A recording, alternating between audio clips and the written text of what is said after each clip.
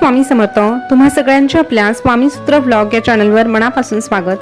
स्वामी, सर्वस्व हा जीवच चरणी ठेवू, सर्वस्व हा जीवच चरणी ठेवू, दुजी दक्षिणा मी तुम्हा काय देऊ, दुजी दक्षिणा मी तुम्हा काय देऊ. नका दूर लोटू आपल्या लेकरासी, कृपाछत्र तुमचेच या बालकासी. नका दूर लोटू आपल्या लेकरासी, कृपाछत्र तुमचेच या बालकासी. स्वामी भक्त हो, स्वामींकडे काही मागायचं असेल ना तर एकच मागा की आम्हाला तुमच्या चरणांपासून दूर कधीही लोटू नका. कारण जेव्हा आपल्यावरचा आपल्या स्वामी माऊलीचा हात बाजूला जातो, स्वामी माऊलीचं कृपाछत्रच आपल्यावर राहत नाही, तेव्हा आपल्याला सगळं काही मिळूनही शेवटी आपल्या आयुष्याची मिळकत ही शून्य होऊन जाते. कारण स्वामी आहे म्हणून हे जीवन आहे, आणि ह्या जीवनात जर स्वामी नसतील तर ह्या जीवनाला काहीही अर्थ नाही. त्यामुळे स्वामींकडे काही मागायचं असेल तर स्वामींना मागा. जेव्हा हा ब्रह्मांड नायकच आपला होऊन जातो तेव्हा या ब्रह्मांडामध्ये असं काहीच उरत नाही जे आपलं होऊ शकत नाही. तर स्वामी भक्त हो, स्वामींना आपलंसं करण्यासाठी आज पुन्हा एकदा तुमच्यासाठी नवीन स्वामी संदेश घेऊन आलेली आहे. आज आहे गुरुवार. तुम्हा सगळ्यांना शुभ गुरुवार. गुरुवार म्हटलं तर आपल्या गुरूंचा वार, आपल्या स्वामी महाराजांचा वार, आणि ह्या गुरुवार निमित्त तुमच्यासाठी जो स्वामी संदेश आणला आहे ना, तो एका माळेमार्फत तुम्हाला मिळणार आहे. तुमच्यासमोर स्वामींच्या 3 माळा दिसत आहे, आणि ही स्वामींची माळ केवळ माळ नसून आपल्यातलं आणि स्वामींमधलं अंतर कमी करण्याचा एक मार्ग आहे. जसं जसं आपण एक एक मणी खेचतो आणि श्री स्वामी समर्थ असं म्हणतो ना, तसं तसं आपण स्वामींच्या अजून जवळ जाऊन पोहोचतो, आणि आपल्यामधलं आणि स्वामींमधलं जे अंतर आहे ते कमी होत जातं. म्हणूनच स्वामींच्या जवळ जायचं असेल तर तुम्हाला एक माळ निवडायची आहे, आणि आजचा संदेश काय आहे ते जाणून घ्यायचं आहे. फक्त संदेश ऐकल्यानंतर त्याचं पालन करण्याचा प्रयत्न करा. कारण फक्त ऐकल्याने काहीही होत नाही, तर कुठलीही गोष्ट आपण कृतीतून दाखवली किंवा आपण ती आपल्या जीवनामध्ये उतरवली तरच त्याचं चीज होत असतं. म्हणूनच ते आचरणात आणण्याचा प्रयत्न करा. तर स्वामी भक्त हो, तुम्ही तुमच्यासाठीची माळ निवडली असेल अशी मी आशा व्यक्त करते, आणि आजचा स्वामी संदेशही सांगते. आता ज्यांनी 3 नंबरची माळ निवडली आहे त्यांच्यासाठी स्वामी काय सांगतात ते आपण जाणून घेऊया.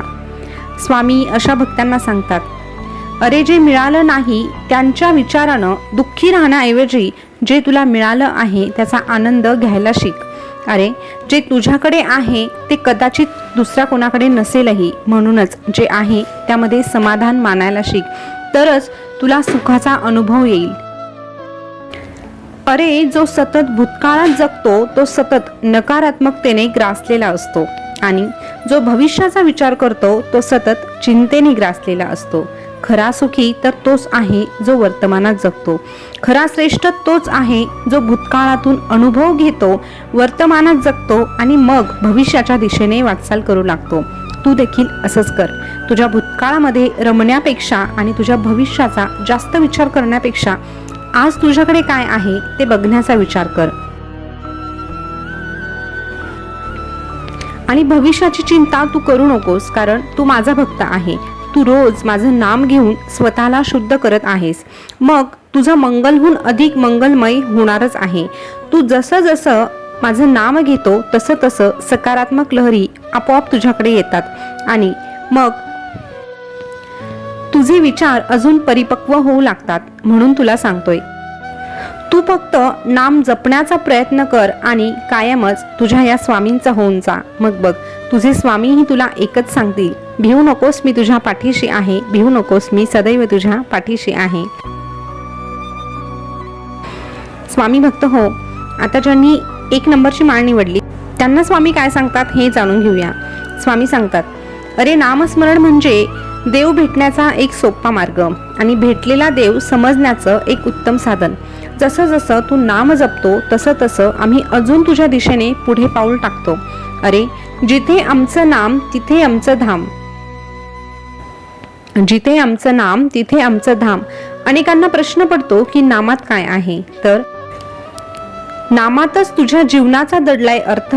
नामाविना तर तुझं जीवनच व्यर्थ.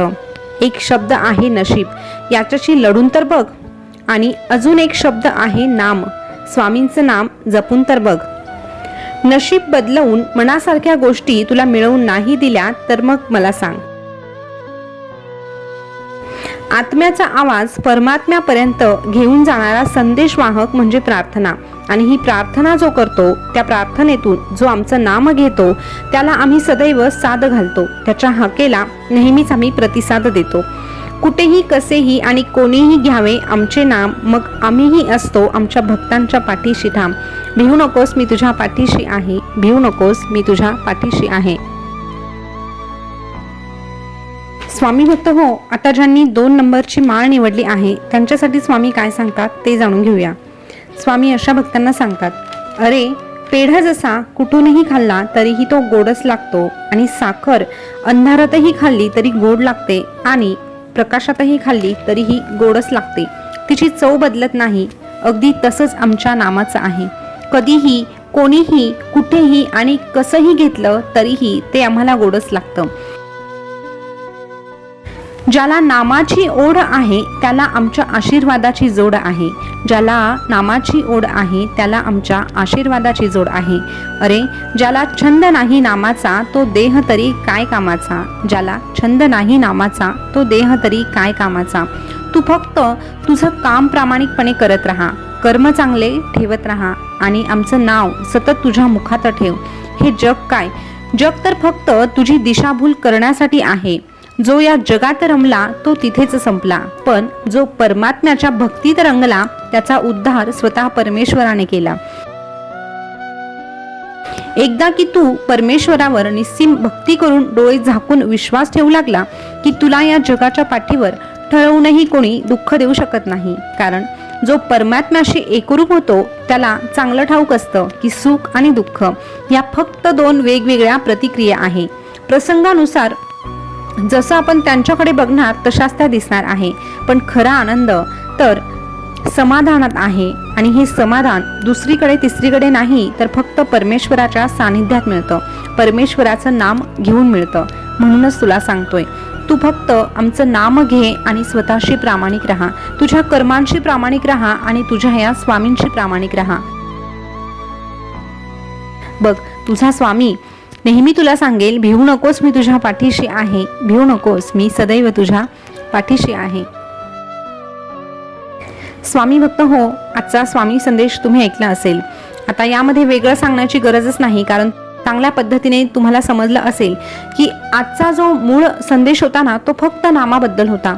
नामामध्ये प्रचंड ताकद आहे. आपल्याला सेवा करायला वेळ मिळत नाही, आपल्याला मोठे मोठे ग्रंथ वाचायला वेळ मिळत नाही तरीही हरकत नाही, पण नामासाठी तुम्हाला कुठलंही बंधन नाही. स्वामी म्हणत नाही की तुम्ही नाम घेण्यासाठी एका विशिष्ट जागी बसा, एका विशिष्ट वेळेतच माझं नाम घ्या.